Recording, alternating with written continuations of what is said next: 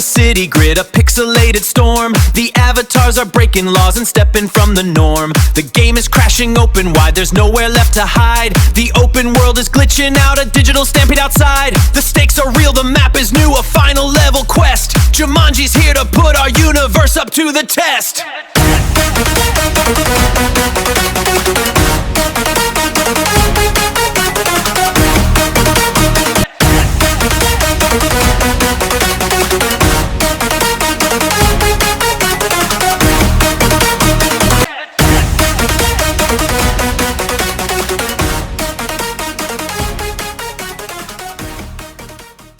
Imagine getting sucked into a video game.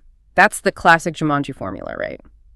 But what if instead the game characters suddenly moved into your neighborhood and just completely refused to follow the laws of physics? I mean, that is just a completely wild concept to think about. Right. And the new trailer for Jumanji, open world, just flipped its core premise entirely on its head.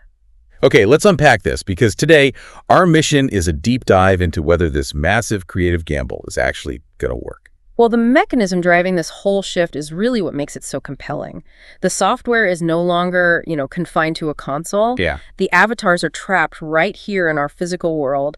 And more importantly, they are operating on this glitched demo mode. Mm-hmm. That introduces just a massive amount of friction. Oh, because their digital programming is just colliding with real-world limitations. Exactly.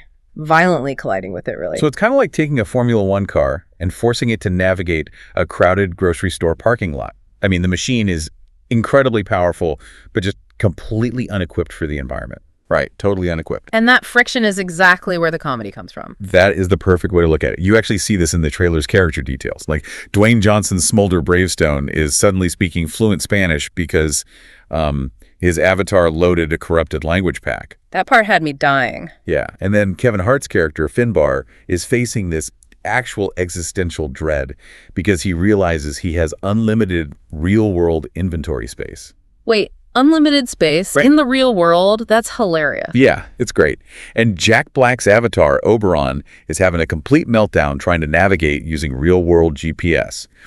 Oh, and not to mention Spencer's suburban mom accidentally body swapping into Bravestone. Oh my God. Yeah, she ends up punching mercenaries with his signature eyebrow raise. It totally grounds the absurdity, doesn't it? Like, we're trading those massive digital jungle cliffs for high-speed city car chases. Or, wildlife just stampeding through shopping malls. What's fascinating here is how this narrative choice brings the franchise full circle back to the 1995 Robin Williams original. Oh, right. I didn't even think about that. Yeah, it trades the modern digital landscape for that classic Amblin-style suburban panic. Yeah. The threat feels tangible again because, well, it's happening in everyday environments. Okay, but here's where I kind of have to push back a little on the hype. I mean, a nostalgic premise is great for a 2-minute trailer, right? Sure. But relying purely on digital gags introduces a pretty major theatrical risk. Like, will a corrupted language pack joke really overstay its welcome over a 2-hour runtime? That is a very valid point. If they don't provide a real narrative anchor for these glitches, we might just be looking at 90 minutes of cheap, shallow gags. It's a massive risk. I mean, when you strip away the fantastical jungle, you really lose your primary visual spectacle. So the character dynamics have to carry all the weight. That makes a lot of sense. But the safety net here, or the strategic mitigation of that risk, is director Jake Kasdan returning to the helm.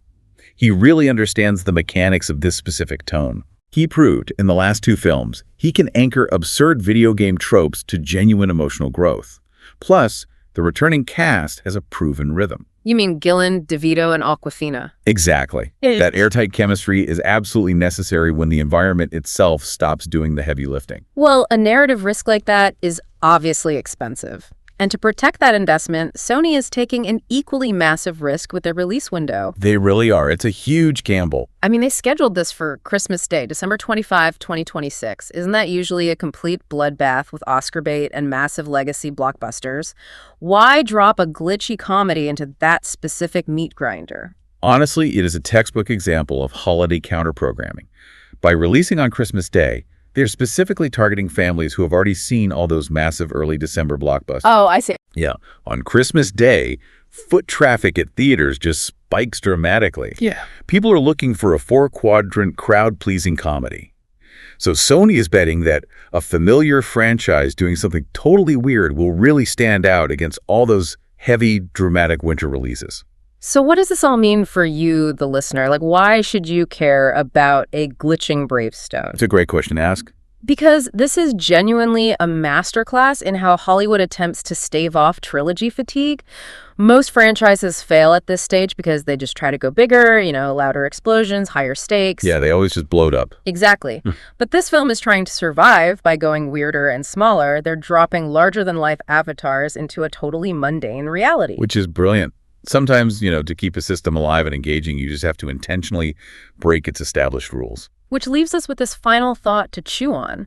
We talked about how jarring it is when these fictional characters glitch out in a quiet neighborhood. Very jarring. So if a glitching demo mode causes this much chaos in a fictional city, what would happen if the heavily curated digital avatars we use every day, our perfect, filtered online selves suddenly glitched into our physical reality?